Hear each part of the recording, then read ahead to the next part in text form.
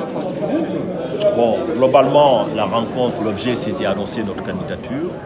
Comme vous l'avez vu, nous avons expliqué le sens de notre candidature, qui est une candidature de vérité, qui est une candidature de responsabilité, qui est une candidature de progrès social et de justice sociale.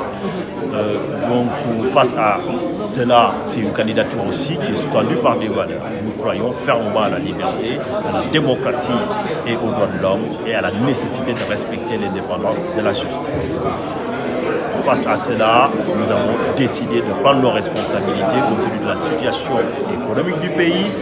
Nous estimons effectivement qu'aujourd'hui, nous ne pouvons plus supporter de voir les Sénégalais être des travailleurs pauvres ou plus pauvres que les non-travailleurs.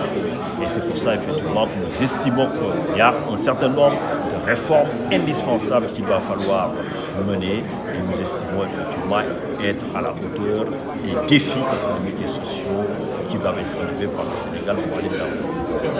En tant que candidat, futur candidat, est-ce qu'on a vu que ces temps-ci il y a beaucoup de violence ici au Sénégal et au monde entier?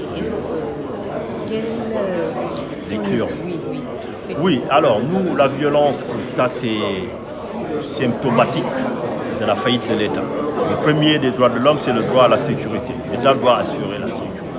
Aujourd'hui, de plus en plus aussi, on est dans une société violente.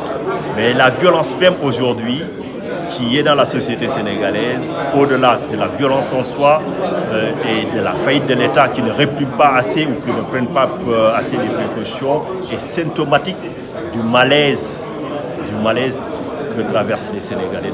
La plupart des gens qui sont auteurs de ces violences ne sont pas bien dans leur peau, parce qu'ils sont mal gouvernés.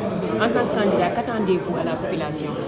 Ce que j'attends de la population, c'est qu'ils soutiennent la candidature et surtout qu'ils prennent ses responsabilités pour changer les choses radicalement en février 2024. Pour que dès le 3 février 2024, que nous soyons en mesure de mettre... Est-ce qu'on peut espérer beaucoup de changements après? Radical, il sera radical, parce que l'homme sera au début et à la fin du projet.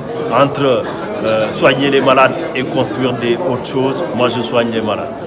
Vous êtes contre le parrainage. Est-ce qu'en 2024, vous attendez à ce que le parrainage soit définitivement enlevé? D'ici 2024, le parrainage sera définitivement réglé. On y reviendra. Il y aura une autre rencontre qui sera consacrée à ça. Merci.